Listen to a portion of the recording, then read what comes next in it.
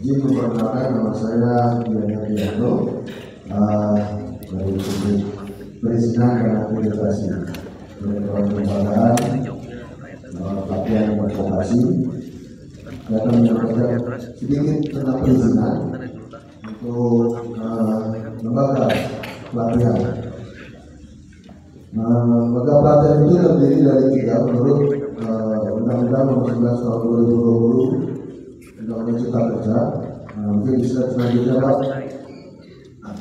Oke, di sini dengan metode Omnibus Law ada 79 undang-undang direvisi sekaligus hanya dengan Undang-Undang 1 Undang-Undang Cipta Kerja. Di sini menjadi 11 klaster terkait dengan perizinan berusaha ada 3 poin. Yang pertama, perizinan berusaha, hubungan operasi dan UMKM, dan kemudahan berusaha. Jadi kita lebih ke perizinan berusaha. Peraturan turunan Undang-Undang Cipta Kerja. Di sini dasar kami adalah yang pertama Undang-Undang Cipta Kerja dan turunannya ada di PP 5 tahun 2021 tentang penyelenggaraan perizinan berusaha berbasis resiko, dan PP 6 tahun 2021 mungkin di slide selanjutnya, Pak, biar teman-teman bisa tahu. Tahun 2021 tentang penyelenggaraan perizinan berusaha di daerah. Jadi dasar kami PP 5 tahun 2021 dan PP 6 tahun 2021. Adapun nanti kita beririsan dengan kementerian lain itu terkait dengan penyelenggaraan perizinan berbasis resiko ada di PP 21 tahun 2021 tentang penyelenggaraan penataan tata ruang, dan PP nomor 22 penyelenggaraan perlindungan dan pengelolaan lingkungan hidup. Di sini dasar ketika kita mau melakukan perizinan berusaha, di situ nanti karena lembaga pelatihan itu terbagi ada 3, lembaga pelatihan pemerintah, perusahaan, dan swasta. Nah, untuk teman-teman BKK kemarin sudah dikeluarkan melalui Permenaker 6 itu lembaga pelatihan swasta. Berarti kita harus memasuki regulasi baru. Jadi teman-teman dari BKK ketika membuat izin itu nanti ada persyaratannya untuk membuat. Persyaratan membuatnya di situ ada NIB dan sertifikat standar. Salah satunya poin di sertifikat standar ketika kita mau menerbitkan itu harus atau ada beririsan dengan kementerian lain. Misalkan di PP 21 itu tentang lingkungan. Nanti kita harus lihat.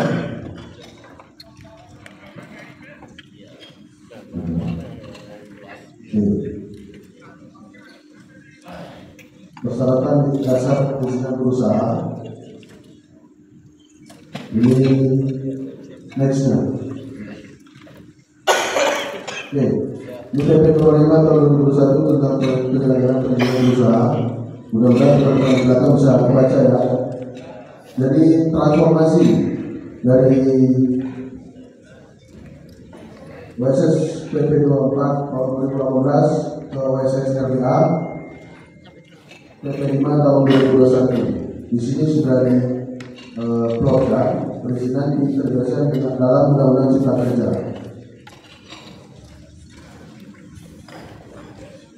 Oke, untuk resiko menengah itu resiko rendah itu hanya NIB, dan resiko menengah itu NIB dan sertifikat standar. Nah, untuk lembaga pelatihan swasta itu resiko menengah tinggi dan resiko tinggi. Ini syaratnya NIB dan sertifikat standar. Sebenarnya bersama, cuma tambahan lampiran. Ada tambahan lampiran, bisa dilihat di sistem OSS. Di situ harus ada SRF tambahannya ya, sertifikat layak uji dan PBG. PBG ini persetujuan bangunan gedung dari PU Kementerian PU itu ada di PTSP sebenarnya, dan persetujuan lingkungan. Jadi nanti Bapak Ibu ketika membuat izin, terus itu ke dinas kabupaten kota, itu nanti kita diterbitkan di dengan prasyarat dan sertifikat standar di PTSP.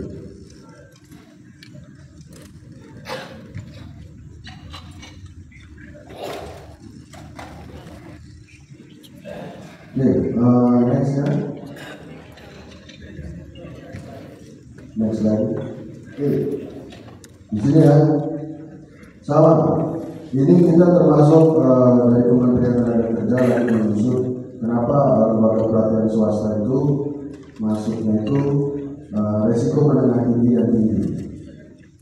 Nah itu lagi kami susun terkait dengan resiko-resikonya, karena kami punya standar, 8 standar itu kerangka mutu pelatihan Indonesia itu harus diterapkan, dan ketika berhubungan dengan web atau BPU di situ ada pada SMK kita, jadi agak tinggi memang. Kenapa kita masuknya lembaga pelatihan swasta itu tinggi? Nah kita lagi diskusi terkait KBRI. Ini tambahan KBRI-nya dari kementerian, mungkin bisa lanjut atau next slide-nya. Oke, ini alur penerbitan perizinan usaha. Jadi pelaku usaha melakukan permohonan perizinan usaha melalui OSS. Sebelum OSS kita sudah punya ini dulu. Dan dari OSS nanti keluar notifikasi permohonan kepada penerbit perizinan usaha untuk melengkapi persyaratannya. Dan verifikasi pemenuhan persyaratan oleh penerbit perizinan berusaha ini di OSS nanti yang melakukan atau menjawab.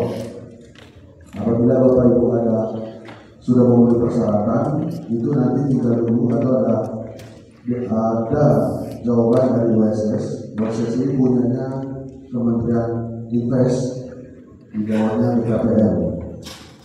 Dia yang membuat sistem OSS, dan kita sifatnya bekerja sama, karena seluruh kementerian lembaga yang ada pelatihannya itu di bawah atau dikoordinir oleh Kementerian Investasi. Makanya dia buat sistem melalui sistem OSS. Jadi nanti sistem dari Kementerian Investasi yang menerbitkan sertifikat standar. Ini apabila disetujui, berarti nanti sistem OSS langsung menerbitkan perizinan usaha, keluarlah sertifikat standar. Apabila kurang lengkap, nanti langsung dijawab. Dan apabila ditolak, sistem OSS menyampaikan penolakan. Itu ada di dashboard. Baik, terkait dengan perizinan berusaha untuk lembaga pelatihan kerja swasta. Di sini ada di Kementerian Tenaga Kerja, khususnya kelembagaan, ada 8 KBRI, lembaga pelatihan kerja swasta di bawah Kementerian Tenaga Kerja. Jadi Bapak Ibu, kita lihat di angka depannya aja, 7821 misalnya. Di sini 7821 sampai dengan 7827 plus 78429, jadi angka 8-nya nggak ada. Ya, misalnya ada 8 KBRI tentang perizinan. Masih ada di dinas yang menggunakan KBRI pendidikan. Jadi antara pendidikan dan pelatihan sudah dipisah. Jadi pendidikan itu masih menggunakan kode KBRI 854. Jadi kalau Bapak Ibu nanti melihat di NIB atau di sertifikat standar itu menyatakan 854, itu segera termigrasi atau diubah ke kode KBRI-nya sesuai dengan bidang yang akan kita mau laksanakan pelatihan. Jadi nanti kalau jadi ada beberapa teman-teman dari BLK itu kemarin masih menggunakan kode 854. Jadi dia hanya bermigrasi atau bahwasanya melalui PP 5 sudah dipisah antara pendidikan dan pelatihan.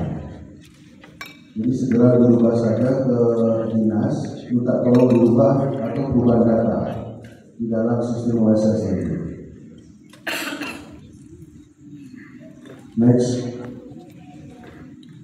Baik, untuk persyaratan verifikasi sertifikat standar untuk kegiatan usaha lembaga pelatihan swasta yaitu dalam Permenaker Nomor 6 Tahun 2021.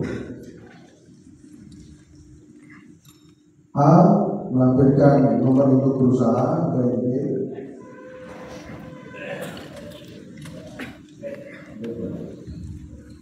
Yang B. Melampirkan identitas dan daftar riwayat hidup penanggung jawab untuk pelatihan kerja. Saya rasa ini baru tahu semua ya. C. Melampirkan tanda bukti kepemilikan atau sewa atau sarana dan prasarana usaha pelatihan kerja. D. Melampirkan profil lembaga pelatihan kerja yang ditandatangani oleh penanggung jawab pelatihan kerja. Tambahannya 1. Struktur organisasi dan uraian tugas, daftar riwayat hidup struktur, bersertifikat kompetensi dan tenaga pelatih. Jadi kalau ada sertifikat kompetensi berarti ada sertifikat tambahan, bukan sertifikat tapi sertifikasi. Juga program kerja, pelatihan kerja dan rencana pembiayaan selama 3 tahun. Program pelatihan kerja berbasis kompetensi yang akan diselenggarakan. 5. Kapasitas pelatihan per tahun. 6. Daftar sarana prasarana pelatihan sesuai dengan program pelatihan yang akan diselenggarakan. Jadi program dengan sarana prasarana harus sesuai.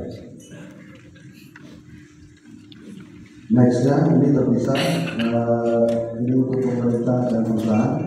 Jadi kalau pemerintah dan perusahaan itu non OSS. Nextnya, ini untuk pendaftaran RPK di Siap Kerja, namanya sekarang, kemarin di Sisnaker, sekarang di Siap Kerja. Nextnya pendaftaran akut. Jadi di sini melampirkan bukan kelembagaan, nomor induk kependudukan atau KTP untuk sebagai persyaratan. Terus ini standar ya untuk lembaga daftar di akun kita. Pendaftaran dari sistem akun nanti dibalas ke melalui email atau nomor HP, biasanya nomor email. Untuk mendaftarkan lembaga, jadi misalkan lembaga kita lembaga BLK komunitas, di situ masuk atau klik di lembaga BLK komunitas. Nextnya, daftarkan lembaga melalui Siap Kerja, namanya di situ masih di Sisnaker dengan melengkapi profil lembaga, program pelatihan, sarana dan prasarana. Jadi nanti ketika timbul feel, Bapak Ibu lembaganya sudah punya fee-nya, nanti Bapak Ibu sudah melengkapi, Bapak Ibu bisa melakukan atau membuka pendaftaran di sistem kelembagaan kita di kementerian. Pastikan semua data terisi lengkap dan lembaga melakukan filter verifikasi. Jadi ketika terverifikasi kita mengecek ulang. Mengecek ulang itu persyaratannya itu sudah dilengkapi atau belum. Contoh misalkan program pelatihan dengan sarana prasarana itu sesuai atau enggak. Ketika tidak sesuai, kita sebagai tim verifikasi itu bisa menolak atau membuat pesan di dashboard supaya memperbaiki. Salah satu contohnya seperti itu. Terus misalkan antara program dengan instrukturnya berbeda. Jadi instrukturnya misalkan tata boga, programnya tata busana misalnya. Nah itu ketika sesuai, kita selaku tim verifikasi bisa mendorong itu untuk memperbaiki. Nanti kita kirim pesan di SP.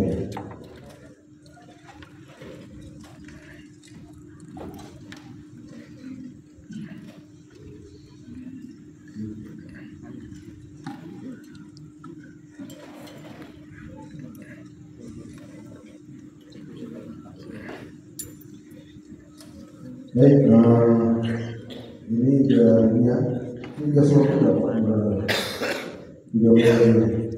baik, ini berlaku untuk kelembagaan itu terverifikasi supaya layak atau boleh menyelenggarakan pelatihan. Ketika Bapak Ibu nanti daftar PIN, ketika nanti timbul di dashboard atau di siap kerja, Bapak Ibu boleh melaksanakan kegiatan penyelenggaraan pelatihan itu dari sistem perizinan. Jadi nanti Bapak Ibu ketika punya PIN, Bapak tinggal ngecek, misalkan mau buat buka pelatihan karena Bapak sudah memenuhi syarat, Bapak boleh menyelenggarakan pelatihan. Dan ketika Bapak mau menyelenggarakan, Bapak tinggal report atau lapor ke PIC-nya. PIC-nya itu misalkan Bapak Ibu ada di Bandung.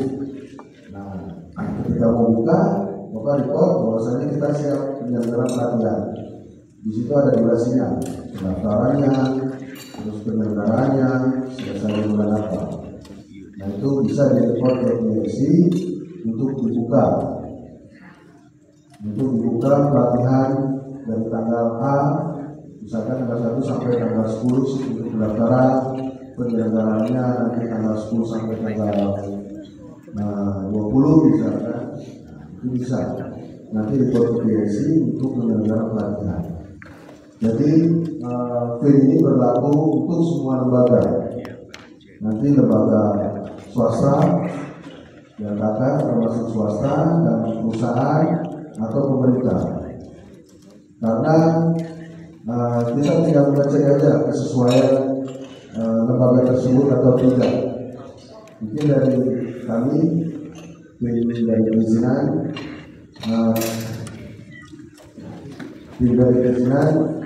mungkin sampai sini dulu. Mungkin nanti kalau ada sesi tanya jawab, monggo silakan dan saya kembalikan ke Pak Moderator. Terima kasih. Assalamualaikum warahmatullahi wabarakatuh. Ya, mari kita baik, karena waktu juga silakan materi kedua Bapak Bayu dari program kajian. Waktu dan Pak. Baik, terima kasih. Wassalamualaikum warahmatullahi wabarakatuh. Pak Moderator, Bapak Ibu peserta ya, komunitas. Sebelumnya saya perkenalkan lagi ya bagi Pak Popo dan Pak Dengarkan. Gak apa-apa saya ulang, ini dari saya sendiri. Nama saya Bayu Kapudra. Saat ini saya sebagai subkoordinator pengembangan materi pelatihan berbasis kompetensi di Subdirektorat Pengembangan Program Pelatihan dan materi pelatihan berbasis kompetensi di Direktorat Standarisasi Kompetensi dan Program Pelatihan. Di sesi yang ini bisa jadi ini yang sepertinya adalah teknis ya, bisa dibilang teknis karena sebenarnya kalau kita bicara program pelatihan, memang ranahnya sebenarnya ada di struktur ya. Saya nggak tahu apakah Bapak Ibu yang ada di sini ada yang dari struktur gitu ya atau mengelola. Tapi nggak apa-apa, nanti saya coba materi yang teknis itu kita jelaskan secara umum gitu ya, sehingga Bapak Ibu paham gitu ya. Kira-kira membuat program pelatihan itu seperti apa gitu ya. Mudah-mudahan materi ini bisa memberi pencerahan.